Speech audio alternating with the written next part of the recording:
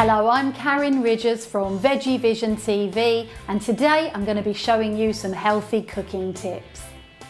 I'm now going to show you a really exciting and simple dish to do, a vegetarian paella, and it's a twist on the traditional Valencian paella that was invented many years ago, and this is a nice easy vegetarian version.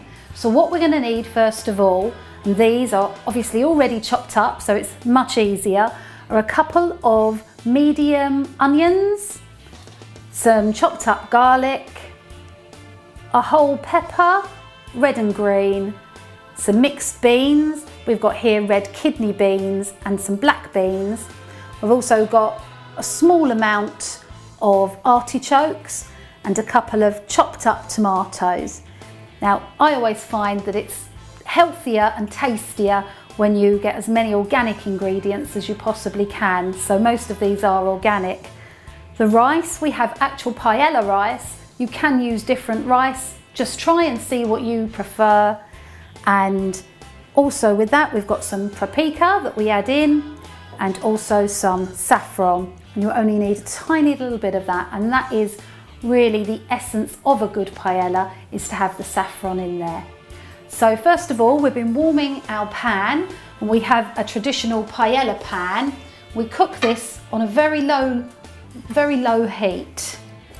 First of all, we pop in our olive oil and make sure that you get a good amount and that it does cover all of the pan.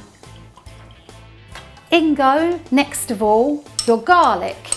Now, I'm quite a fan of cheating versions of things, so we actually have some ready chopped garlic in with fresh garlic. It just saves a little bit of time. In next of all, we have our organic onions and mix them all over the pan. You can cook these for a couple of minutes if you prefer. However, today I like to add in the peppers as well into the mix, and that is looking and even smelling lovely already. We're just going to leave that to cook for maybe a good 5 minutes. So after your lovely peppers and onions and garlic have been cooking for about 5 minutes, they're going to look nice and shiny, and then we can simply add in our mixed beans. It all goes a little bit more quiet as the cold beans mix in. And again, I like to use chunky vegetables. You can chop them up finely if you'd like to, but I like the individual flavours really of the chunky vegetables. Add in your tomatoes, and also another cheat we've got here. We just pop those in on top. Now these are already cooked, so it doesn't matter so much. They can just lie on top, and then all the flavours are going to mix in together. So when all the vegetables have been cooking for maybe for another 5 minutes or so, have a look, make sure they look not too overdone, but they're nice, they've got a sheen, and you can smell that gorgeous smell as well. I then pop in the rice. We've got here about 250 grams for this big size paella dish.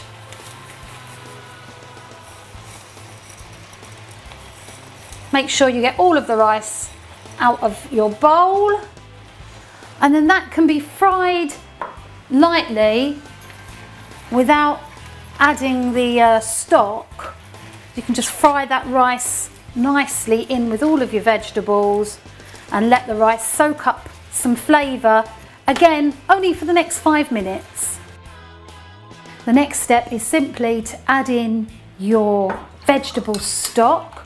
This is one that we just made a few minutes ago, and just let it sit there and simmer. And then we pour this gently and easily all over, and try and make sure that all of the rice is covered. And then on top of that, we can add in our saffron. And you need a good pinch of saffron, sprinkle that all over, and that gives the paella its lovely yellow colour. And also paprika, a dash of that over the top. And again, it's up to you how much or how little you put in.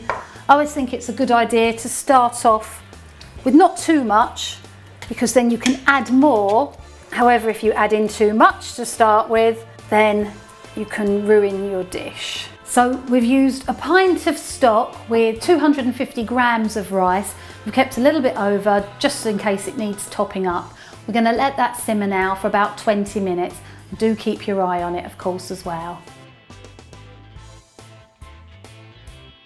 So our lovely vegetarian paella has been simmering away for 20 minutes, maybe 30 minutes.